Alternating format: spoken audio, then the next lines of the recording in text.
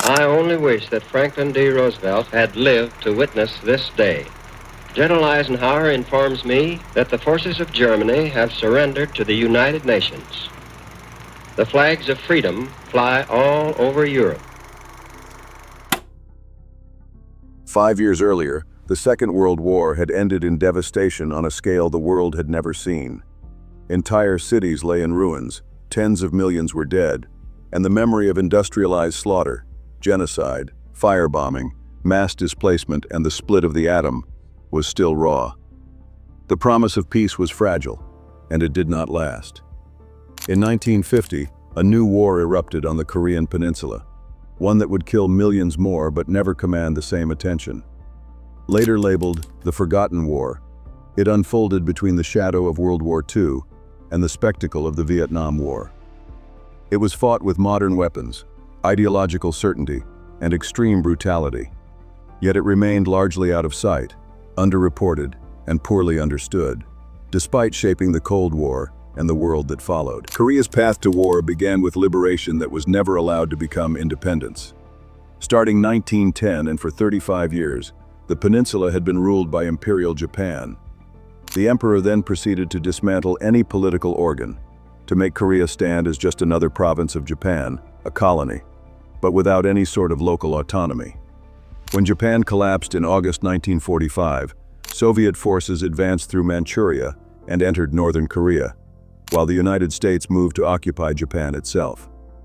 In the confusion of victory, American and Soviet officials hastily agreed to divide Korea along the 38th parallel. This was mostly allowed because no one Korean political regime was there to take over. And what was meant as an administrative boundary, temporary and pragmatic, quickly hardened into a political fault line. In 1947, Stalin's USSR withdrew its forces from northern Korea, more preoccupied by events unfolding in Europe. Seeing no threats anymore, in 1948, the US withdrew as well. But they didn't leave without setting up people that would be aligned with their own interests. The result was two rival states, each molded by its sponsor, and each claiming legitimacy over the entire peninsula, with absolutely zero margin for negotiation. In the south, Syngman Rhee, an uncompromising anti-communist, pretty much authoritarian, who had spent much of his life in exile, proclaimed the Republic of Korea.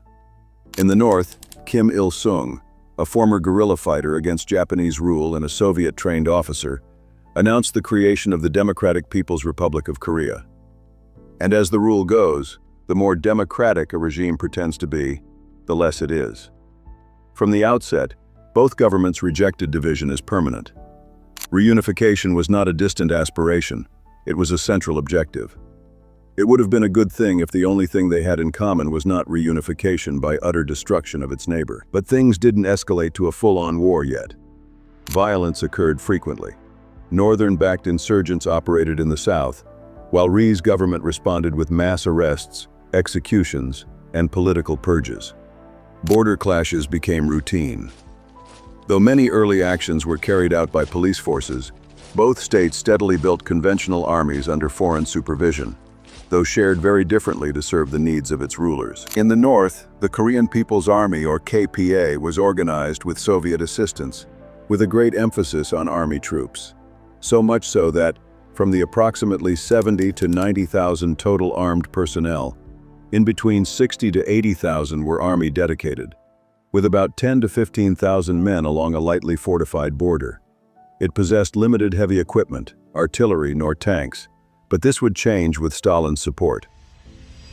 In the south, the Republic of Korea Army was trained and equipped by the United States. Syngman Rhee's hold on his people was a lot more hostile, to the point that most of its forces, which amounted in about the same numbers as the KPA, were dedicated to police forces, at about 45 to 50,000 men strong, the remaining being army troops, with 5 to 10,000 soldiers along the border, with close to no heavy equipment as well. Despite this, the ROK forces often acted aggressively, and initially gained the upper hand in border fighting. Rhee publicly justified Southern attacks as defensive responses, arguing that any tolerance of communist incursions would invite destruction. He was half right. However, in Washington, Korea barely registered as a strategic priority.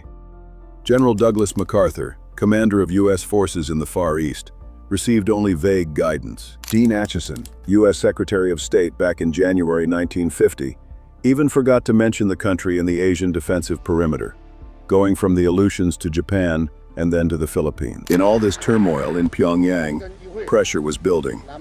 Kim Il-sung believed the moment was right. Once again, strategically speaking, he was right.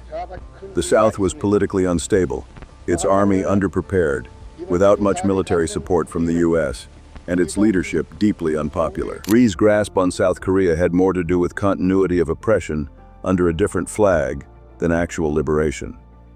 Most of the police and bureaucracy had served under Japanese rule, and he himself took initiatives that would affect its popularity, such as banning any left-wing parties, crushing labor unions, outlawing opposition newspapers, or even using emergency laws, disguised martial laws, to jail or execute opponents.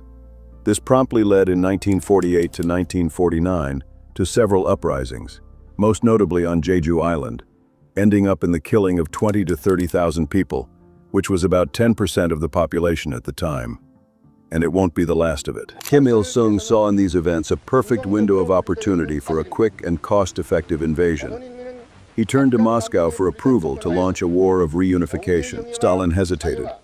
His focus remained fixed on Europe, where Soviet control was still consolidating, and the risk of direct confrontation with the West was high. He discouraged immediate invasion and advised expanding insurgent activity instead. While he refused a formal alliance, Stalin did supply weapons, including modern tanks. Though, he made it very clear that, if the Americans intervene, we will not fight them. He found backing from a newly communist neighbor, China.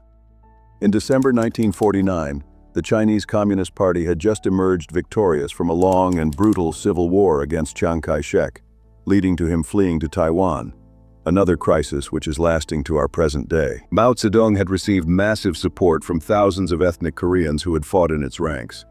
He then authorized their return north. That's nearly 28,000 experienced and fresh out of war veterans back to the KPA, transforming it into a force with real offensive capability. Kim was convinced the conflict would be a short and decisive campaign. In January 1950, Stalin finally granted permission, on one condition. The Soviet Union would not intervene directly. Stalin's calculation rested on a single assumption: that the United States would not fight for Korea. It was a dangerous misjudgment. By June 1950, days before the invasion, the KPA fielded more than 220,000 troops, including large numbers of battle-hardened veterans. It possessed roughly 150 tanks, mostly T-34s, and a modest air force of aging Soviet aircraft. And all of this preparation was done in so much secrecy that a United Nations Commission on Korea, or UNCOC, you can't invent that, border inspection report from 23 June 1950 explicitly stated, "The Commission found no evidence that the North Korean authorities were preparing for a general offensive." That was just 2 days before the start of the war. The South Korean army, by contrast, still numbered fewer than 90,000 troops, had no tanks, and possessed only limited anti-tank weapons. Training was uneven, equipment scarce, and morale fragile. At 4 a.m., June 25, 1950, North Korean forces attacked across the entire front. Artillery opened the assault as armored columns pushed south.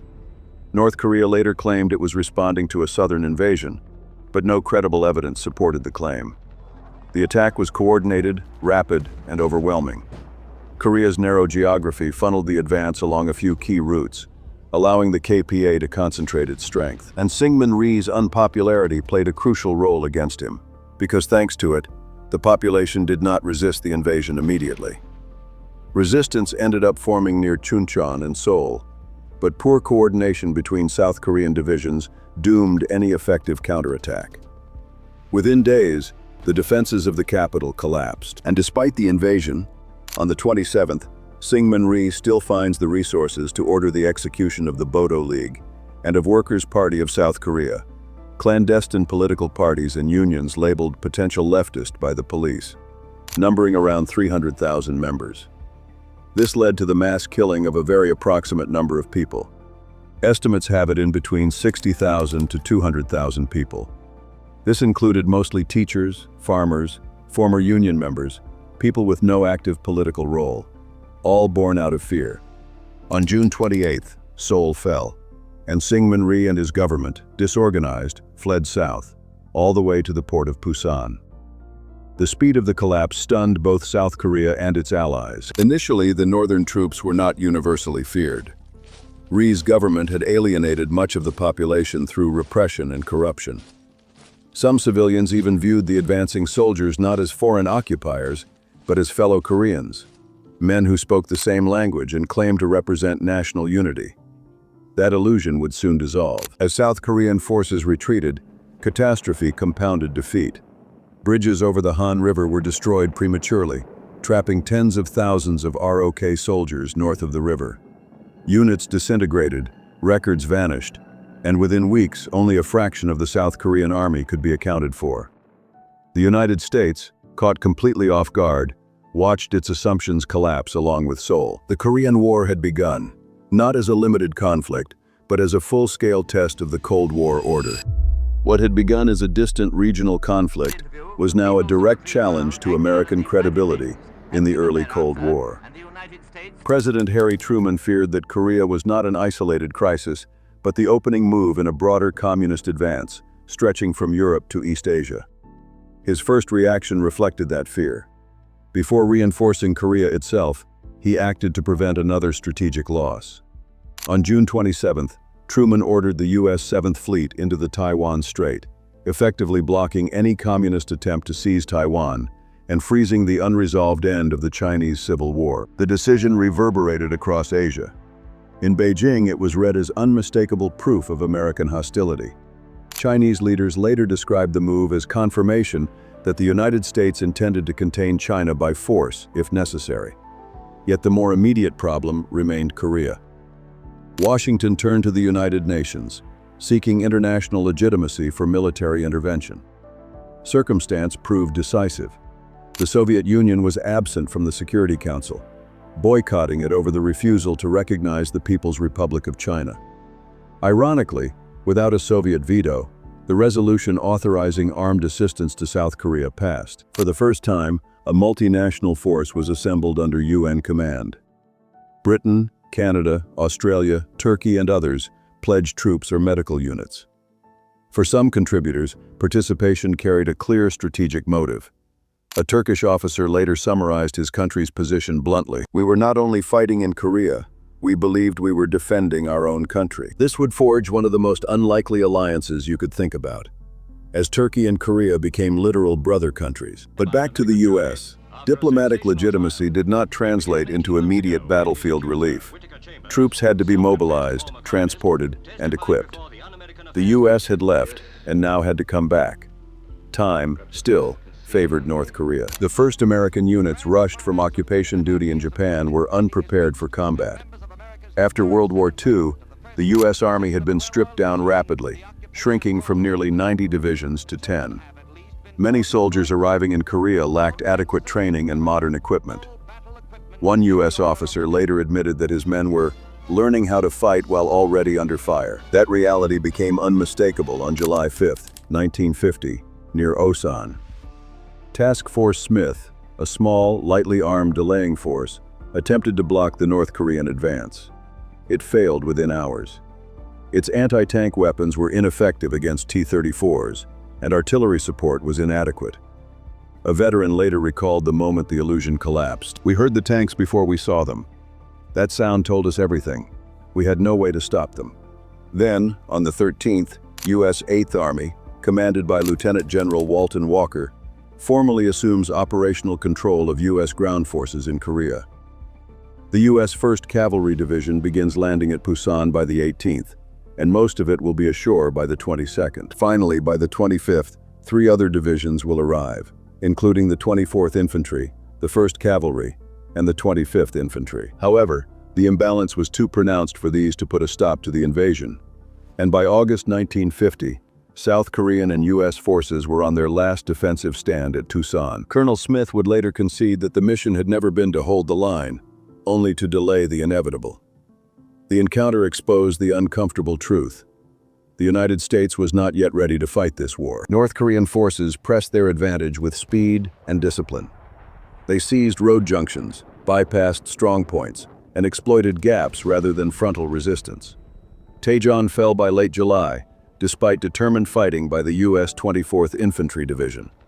Losses mounted rapidly. General William Dean, the division commander, was captured during the retreat. One American infantryman later described the experience simply, "Orders stopped making sense. Units disappeared.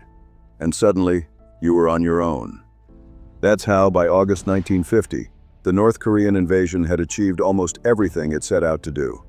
The South Korean army is shattered, Seoul is occupied, and the peninsula appears on the verge of unification by force, as nearly 90% of it is under North Korean control. As the front collapsed, civilians poured southward in vast numbers. Refugee columns clogged roads, disrupted logistics, and overwhelmed already strained command structures.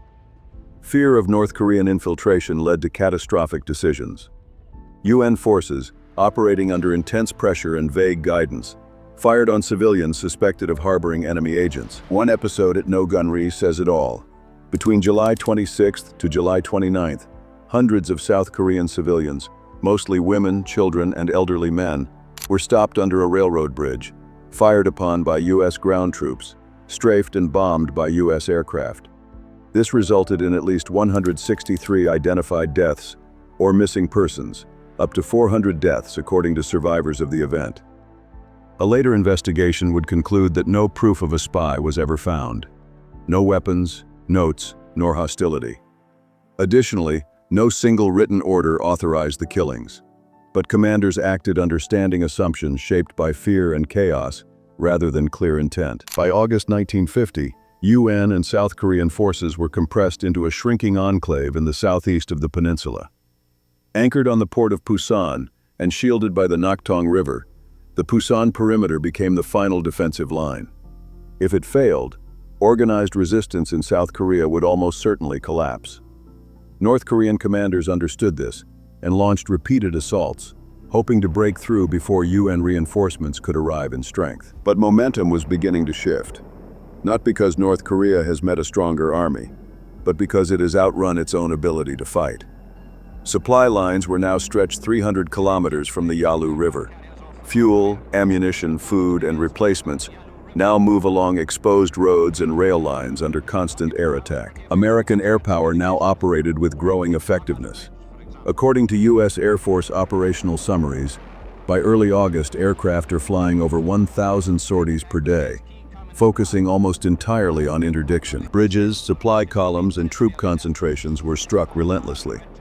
Naval gunfire supported ground defenses. North Korean units begin arriving at the front under strength, undersupplied, and exhausted. Some divisions have lost 30 to 40% of their combat strength since June, between men and equipment loss, all while fresh troops, tanks, and artillery arrive daily through Pusan. By mid-August, over 500,000 tons of supplies have passed through Pusan, including tanks, artillery, ammunition, and reinforcements arriving daily. UN forces inside the Pusan perimeter number over 180,000 troops. North Korean units, stretched thin by their rapid advance and suffering mounting losses, began to falter. A former KPA officer later acknowledged that by late August, the offensive strength had been spent. North Korean forces, by contrast, which also numbered around 180,000 at their peak, are now estimated to have fallen to roughly 100,000 effectives, many undersupplied and combat-worn. This heavily hindered the KPA capabilities. Its doctrine assumed rapid movement, political collapse in the south, and victory before foreign intervention could fully materialize. The KPA had been stopped, but General Douglas MacArthur was preparing a gamble.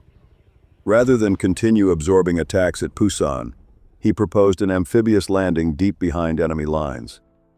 The target, Inchon, was an improbable choice. Extreme tides, some exceeding 9 meters, among the highest in the world. Approaches are narrow, seawalls dominate the shoreline, and usable landing windows last only 3 to 4 hours per day. Even Japanese planners had avoided major operations there during the Second World War. Many naval planners opposed the idea.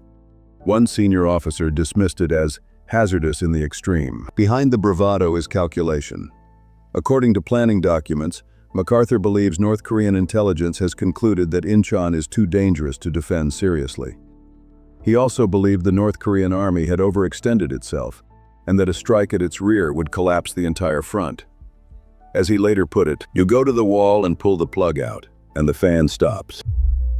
So while the 8th Army holds the line at Pusan, preparations accelerate in Tokyo. A new formation, 10th Corps, is assembled under Major General Edward Ulm. The 1st Marine Division is reconstituted almost from scratch, rushed from occupation duties and reserve depots. By early September, over 230 ships were assigned to the operation, including US, British, Canadian, and Australian vessels, with extensive naval gunfire and carrier-based air support. Deception operations intensify. Amphibious feints are conducted along the east coast. Radio traffic is manipulated to suggest landings elsewhere. The North Korean command does not redeploy significant forces to Inchon. The Battle of Inchon, going by the code name Operation Chromite, was launched on September 15, 1950. At dawn, naval guns opened fire on Wolmi-do Island, guarding the harbor entrance. By mid-morning, Marines are ashore. Inchon was taken. The gamble worked. As Vice Admiral James H. Doyle stated years later, "I was convinced that Inchon was impossible. I was wrong." The landing immediately threatened the rear of the North Korean army. Supply routes were severed. Command and control began to unravel.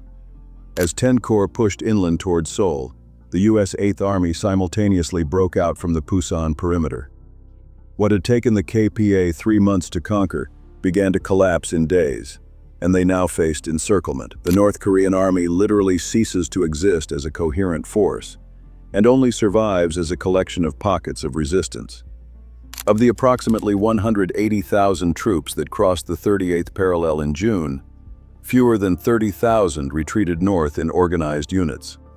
Thousands are killed or captured, but victory created a new and more dangerous problem: ambition. The original objective, saving South Korea, has been achieved. But should the war end at the 38th parallel? Or should it continue north, toward reunification under UN and US terms? The decision divided the coalition. British and Commonwealth leaders warned that crossing the parallel risked provoking Chinese intervention.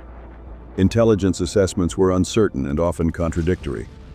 But with South Korean forces already retreating, and the KPA in apparent collapse, President Truman approved the advance in late September. One more push, and all will be done and over. The KPA, already on its knees, had absolutely no chance of resisting. And it was the right assumption for the KPA itself. It had no means of retaliation left. But Kim Il-sung had more than just logistical support going into this war.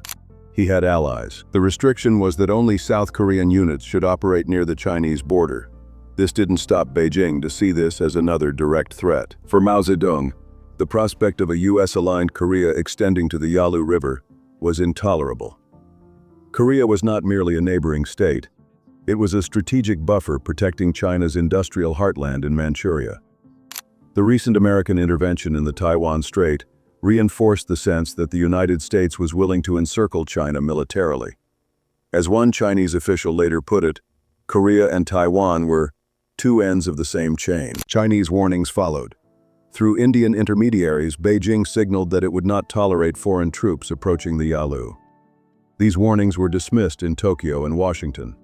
General MacArthur remained convinced that escalation was impossible. The Chinese, he tells Washington, would have to risk annihilation, so the advance continued. In early October, South Korean units crossed the 38th parallel, followed days later by the U.S. 8th Army. Pyongyang fell on October 19th. North Korean resistance appeared to disintegrate. The remnants of the KPA retreated northward in small, disorganized groups. For many UN commanders, victory now seemed inevitable. MacArthur predicted the war would be over by Christmas. Yet beneath the surface, the situation was changing. As UN forces pushed deeper into North Korea, they advanced along diverging axes through some of the most difficult terrain on the peninsula. In the west, 8th Army drove toward the Yalu.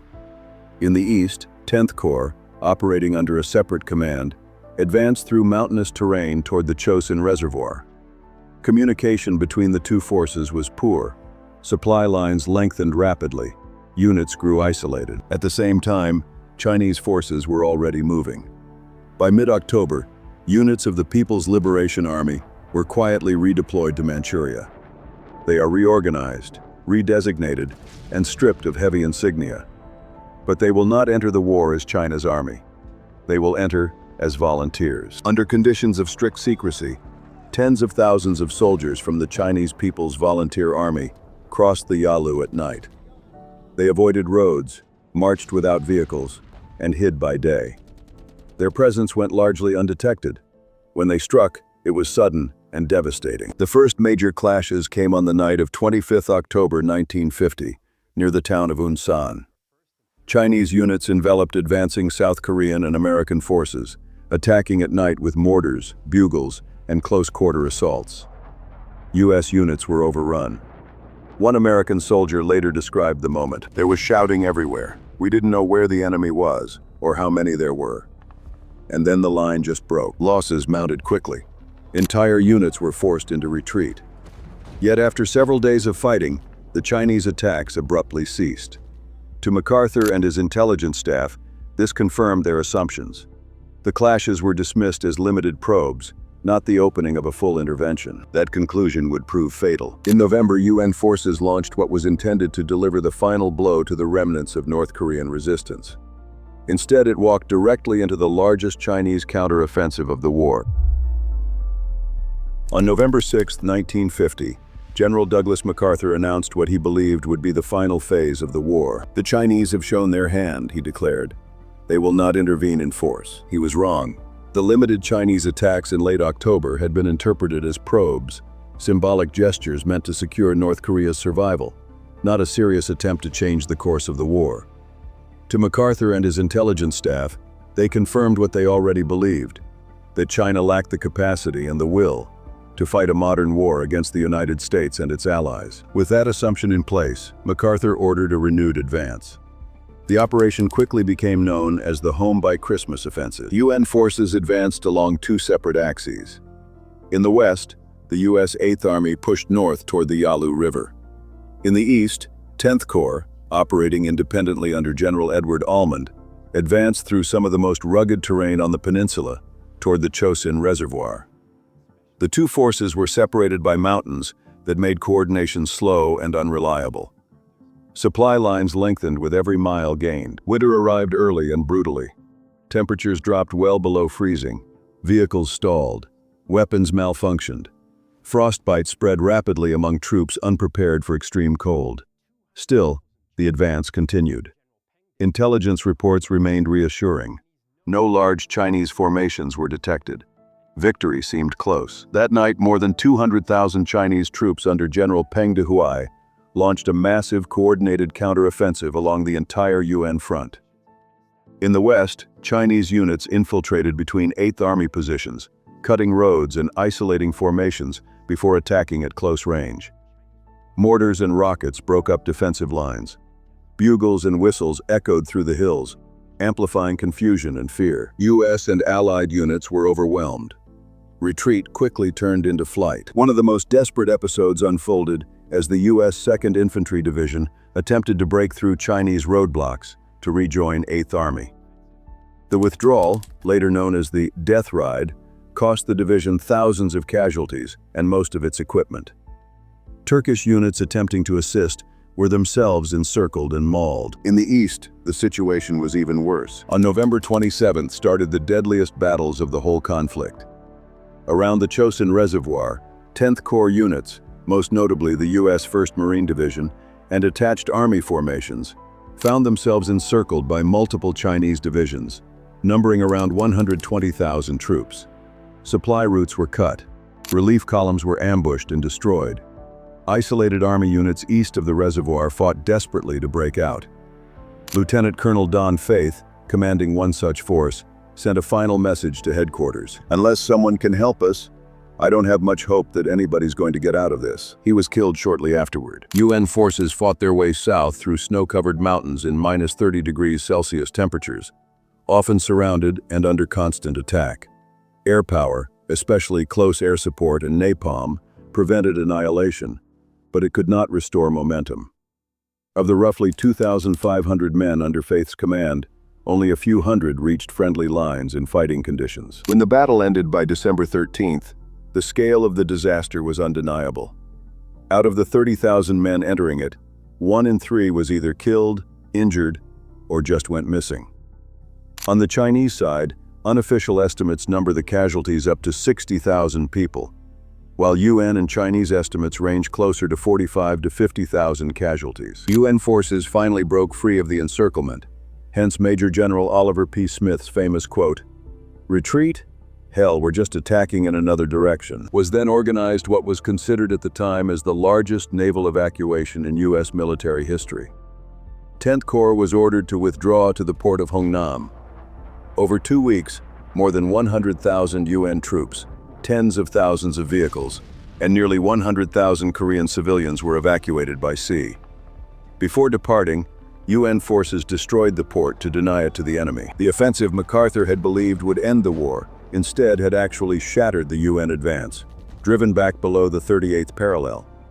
A conflict that had seemed all but won in October had reversed entirely once again by December. The war had entered a new phase, one defined not by maneuver and optimism, but by endurance, attrition, and survival. As UN units fell back, reports from the front painted a grim picture. Soldiers spoke of being overwhelmed by waves of Chinese infantry, often attacking at night with whistles, horns, and bugles echoing through the hills. To many on the ground, it felt like facing endless numbers. Yet historians would later argue that these human wave attacks were often exaggerated. Chinese forces did not always enjoy numerical superiority.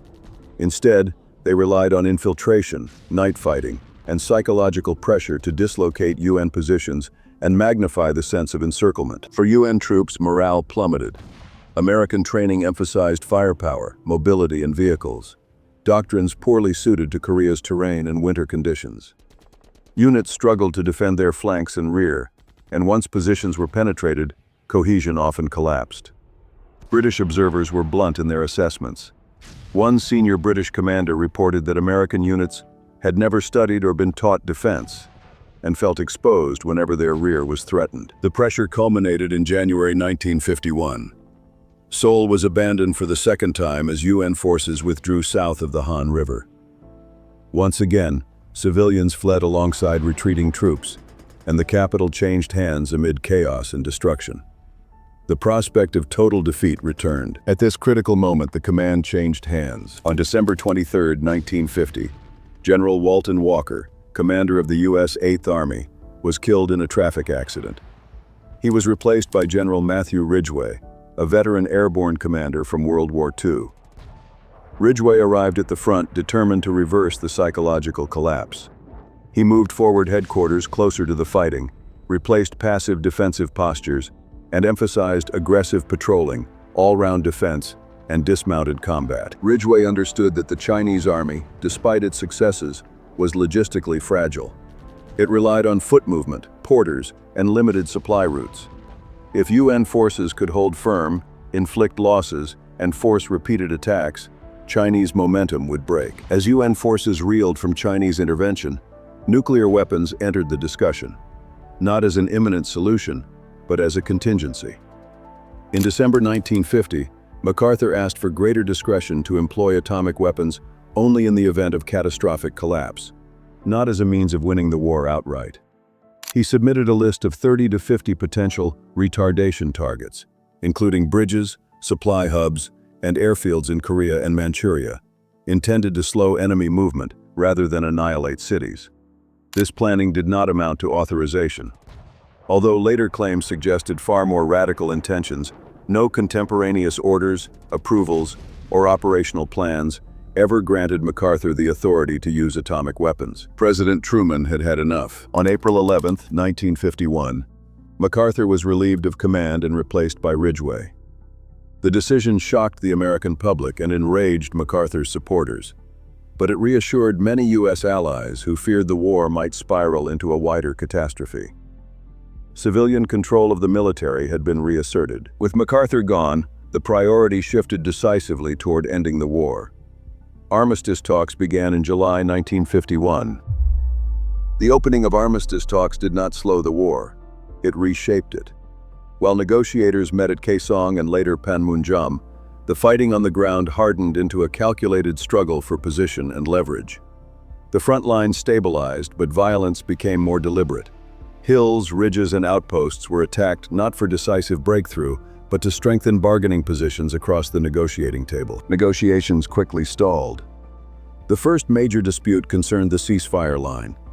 The UN insisted it reflect the current battlefield positions, which slightly favored them.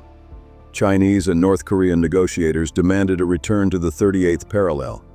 The disagreement dragged on for weeks. By August 1951, frustration had reached such a point that talks briefly collapsed into silence. On one occasion, delegations reportedly sat across from each other without speaking for more than 2 hours. As diplomacy faltered, localized offensives intensified. The war increasingly resembled a brutal contest of attrition. Both sides constructed deep trench systems, reinforced with bunkers, tunnels, and artillery positions. The terrain, steep hills and narrow valleys, favored defenders.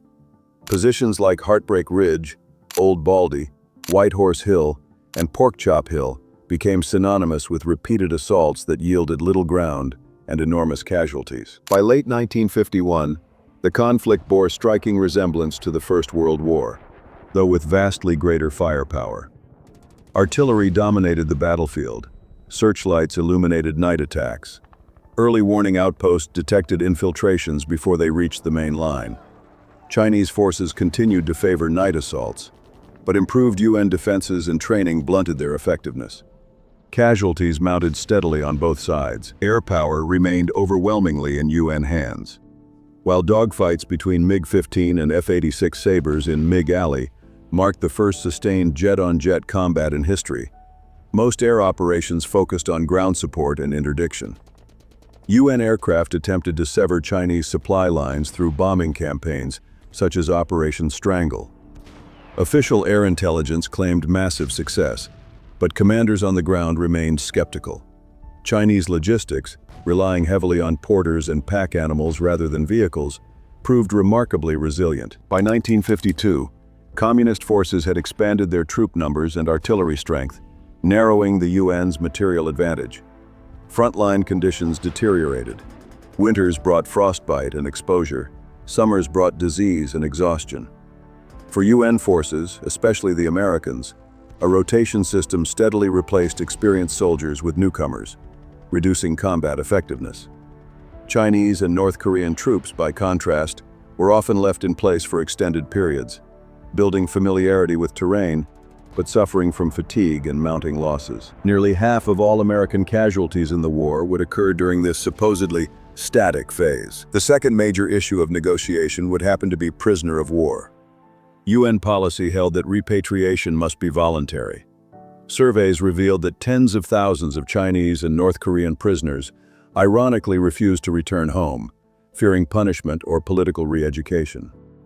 For Beijing and Pyongyang, this was unacceptable. Forced repatriation was demanded to avoid humiliation and loss of face. The dispute froze talks for more than a year. Political change slowly shifted the balance. In the United States, public support for the war waned. In November 1952, Dwight D. Eisenhower was elected president, campaigning on his wartime reputation rather than specific promises about Korea. Once in office, his administration quietly increased pressure on China, signaling that the United States was prepared to escalate if negotiations failed, including renewed discussion of nuclear options. China, meanwhile, was reaching its limits. The war strained its economy and exhausted its army, with no clear path to victory. Then, in March 1953, Joseph Stalin died. With his death, Soviet policy shifted decisively. Moscow urged Beijing to conclude the conflict. With the loss of its main support, Chinese negotiators became more flexible almost immediately. Fighting surged one final time in the spring of 1953, as both sides attempted to strengthen their positions before any agreement took effect.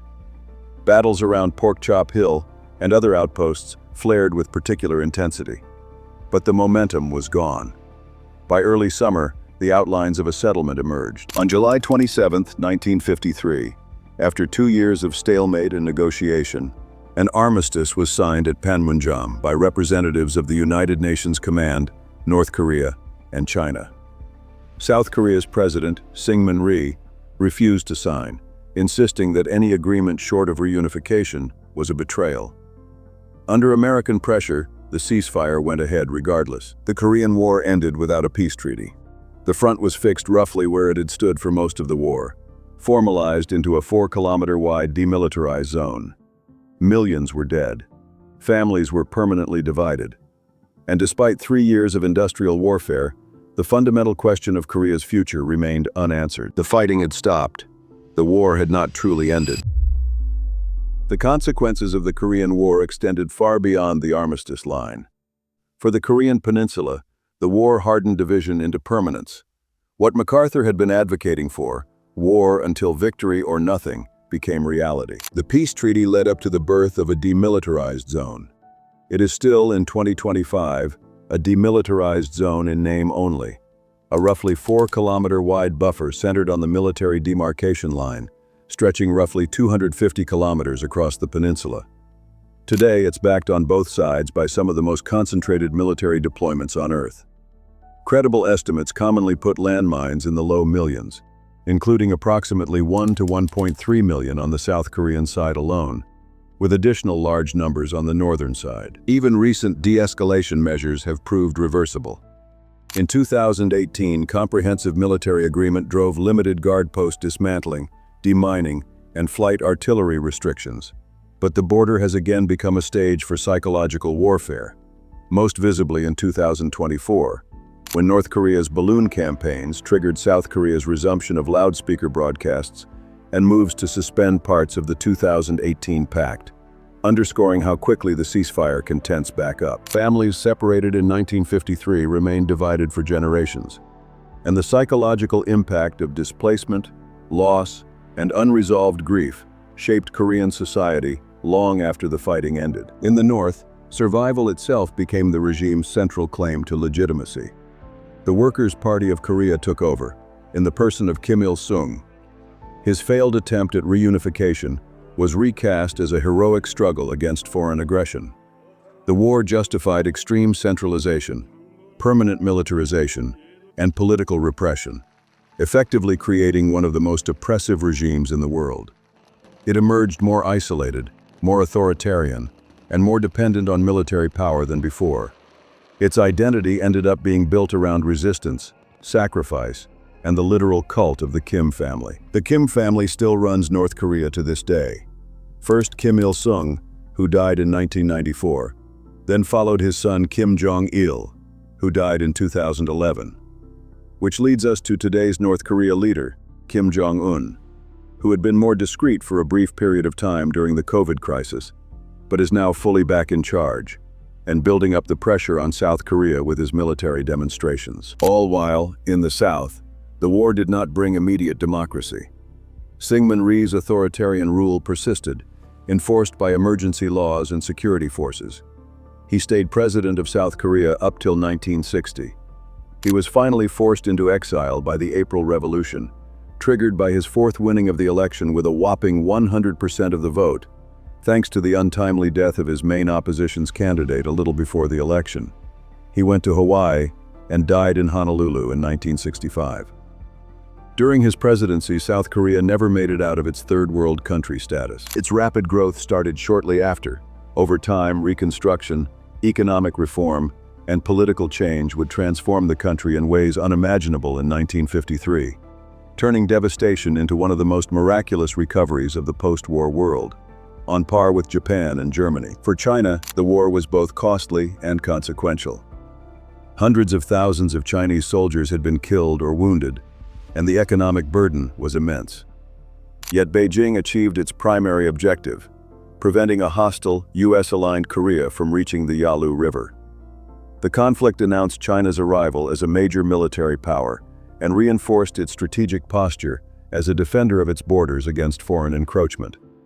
It also deepened China's mistrust of the United States, shaping relations for decades. China is currently run by CCP 18th leader Xi Jinping, and despite going through policies that ultimately killed between 20 to 50 million people throughout the 20th century, with economic reforms embracing fully capitalism. It now proudly stands as the second economy in the world right behind the US. But since then, China learned that it stood as a power in and of itself, distancing itself from the USSR way before collapse, and standing its ground against the United States at any given occasion. The United States emerged from the war profoundly altered. Korea shattered the assumption that technological superiority and wartime experience guaranteed victory.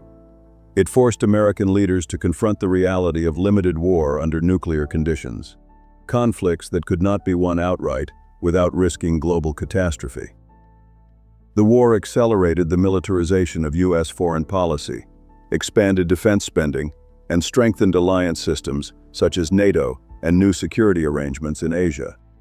Containment replaced rollback as the dominant strategy. This strategy led to U.S. implication later on into the Vietnam War, as well as multiple other coups it supported in its attempt to contain the spread of socialist regimes anywhere in the world, most famous examples being Chile, Cuba, or even Germany, in a sense. The Soviet Union, by contrast, paid relatively little for the war. It provided equipment, pilots, and advisors, but avoided direct confrontation with the United States. The conflict enabled Stalin, then the following leaders, to test Western resolve, drain American resources and attention, and validate the strategy of indirect engagement. In this sense, Moscow emerged strategically strengthened, its confidence reinforced both in Asia and in Europe. It avoided direct confrontation using vassal states such as Cuba, China, or Vietnam to oppose the U.S. using ideology as a basis for diplomatic or military conflict. A strategy the U.S. successfully copied by supporting opposition in Afghanistan decades later, a war in which the USSR will lose significant resources, being labeled as the Vietnam of the USSR. Globally, Korea established a template. It demonstrated that the Cold War could turn hot without becoming nuclear, which wasn't very good news for the local population, but a very good one for pretty much everyone else. Proxy wars could be sustained for years, and that ideological conflicts would be fought not for decisive victory, but for balance and credibility. Limited war, coalition warfare, and fighting under political constraints became defining features of the second half of the 20th century. The Korean War has often been called forgotten, mainly because it was less covered than later conflict like Vietnam. But to give you a sense of perspective, the Korean War has killed nearly as many people as Vietnam, in less than half the time, which stands at about 2.5 to 3.5 million casualties, civilians included. That's 1 million people per year of conflict. Despite having less bombs dropped on its territory than Vietnam or the Pacific area during World War II, all these bombs were targeted on a much smaller surface, leading up to Korea being the most bombed area per square kilometers, with 2.9 tons. For comparison, Vietnam, which was the conflict where the most bombs were ever dropped, only has a ratio of 2.3 tons of bombs per square kilometer. North Korea, more specifically, as part of the few regions of the world has been as bombed, on par with Germany's Ruhr, Japan's mainland, or Laos. Estimates have it that up to 60% of all casualties were civilians. Right after World War II, this confirms the shift to war at full scale. The conflict displaced approximately 30 to 35% of the whole population and destroyed most of the urban infrastructures, especially in North Korea. Finally, this war did not end in 1953. It merely entered a long, uneasy ceasefire, one that continues to our present day, more than 72 years later, and is clearly showing absolutely no sign of cooling down.